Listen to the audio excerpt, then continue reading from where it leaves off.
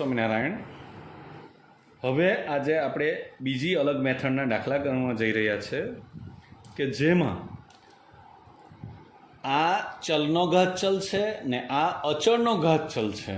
હવે એમાં કેવી રીતે કરવાનું? આપણે ગઈકાલે વાત કરેલી તેવી રીતે કે y બરાબર u માઇનસ v ધારી લઈએ. yનું એક્સને સાપેક્ષ વિકલન ડીવાય બાય ડીએક્સ થાય. યુનું એક્સને સાપેક્ષ વિકલન ડીયુ બાય ડીએક્સ થાય. આ લખ્યું. અને વીનું એક્સને સાપેક્ષ વિકલન ડીવી બાય ડીએક્સ થાય. આને આપણે સમીકરણ 1 કહી દઈએ. હવે સેપરેટલી આપણે u બરાબર એક્સ રેસ ટુ એક્સ લઈએ. આ ચલનો ઘાત ચલ છે એટલે બંને બાજુ આપણે લોગ લઈએ. આ થશે log x raise to x. તો લોગ યુ બરાબર એક્સ ઇન્ટુ લોગ એક્સ. તો લોગ યુ બરાબર 1/u. યુનું ડીયુ બાય ડીએક્સ બરાબર એક્સ. લોગ એક્સનું વિકલન 1/x પ્લસ લોગ એક્સ એમનો એમ. એક્સનું વિકલન 1, કારણ કે અહીંયા આપણો ગુણાકારનો નિયમ લાગુ પડશે. માટે d u by d x is equal to u into 1 plus log x. તો યુ બરાબર x raise to x 1 plus log x. આ આપણી આવી ગઈ ડીયુ બાય ડીએક્સની કિંમત. હવે આપણે કોની કિંમત મેળવવાની છે? વીની.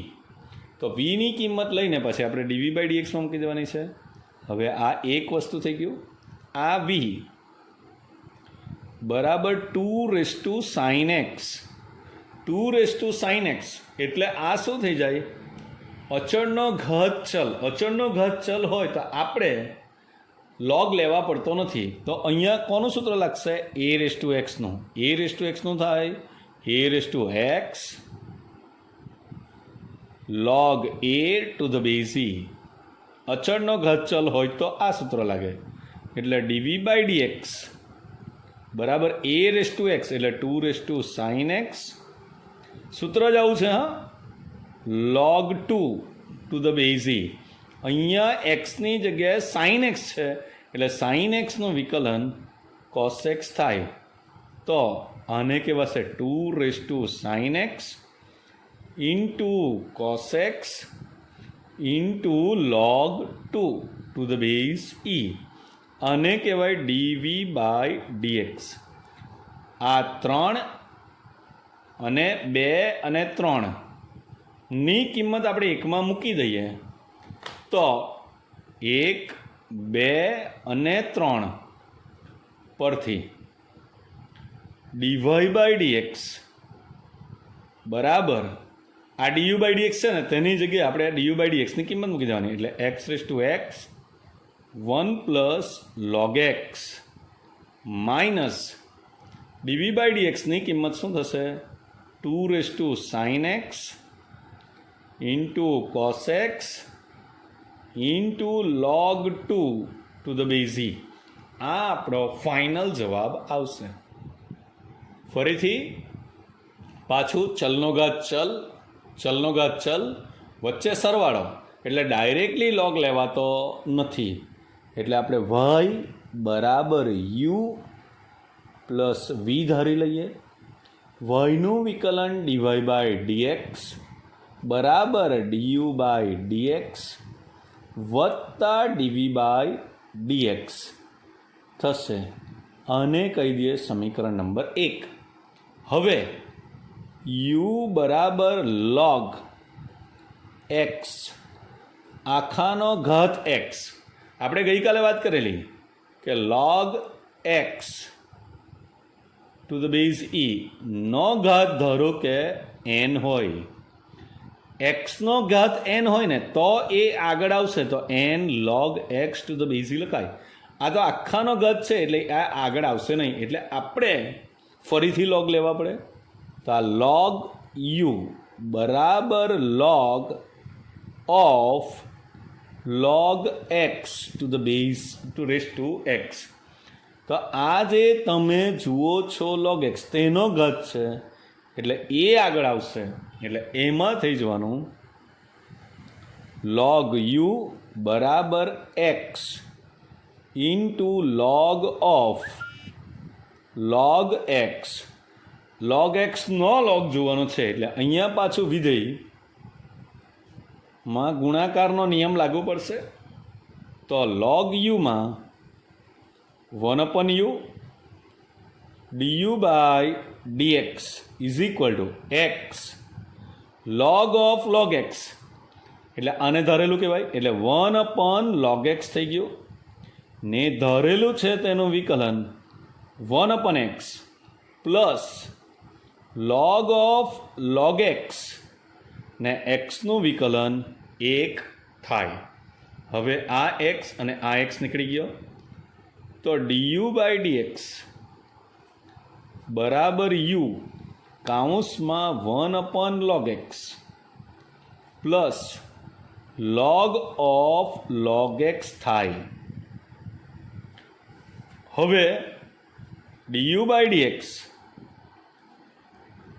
બરાબર u એટલે log x નો ઘાત x 1/log x plus log of log x લઈ શકાય. હવે v ભાગની વાત કરીએ તો v બરાબર અને આપણે પરિણામ 2 કહીશું. v બરાબર x raise to log x ચલનો ઘાત ચલ એટલે ફરીથી આપણે log લેવા પડે. તો log v બરાબર log of x raise to log x થાય. આ xનો ઘાત log x છે એટલે એ આગળ આવશે. તો અહીંયા થઈ જવાનું log v બરાબર log x into log x આવશે. તો log vનું 1/v dv by dx બરાબર આ log x નું 1/x પ્લસ log x એમનો એમ ને આ log x એમનો એમ આનું વિકલન. હવે આ એમનો એમ ને આનું વિકલન એટલે 1/x થઈ ગયું દીકરા. એટલે dv by dx બરાબર v ઇન્ટુ 2 times log x by x. હવે વીની કિંમત જો હું મૂકી દઉં તો વીની કિંમત આવશે એટલે x raise to log x કાઉન્સમાં 2 times log x by x લખી શકાય.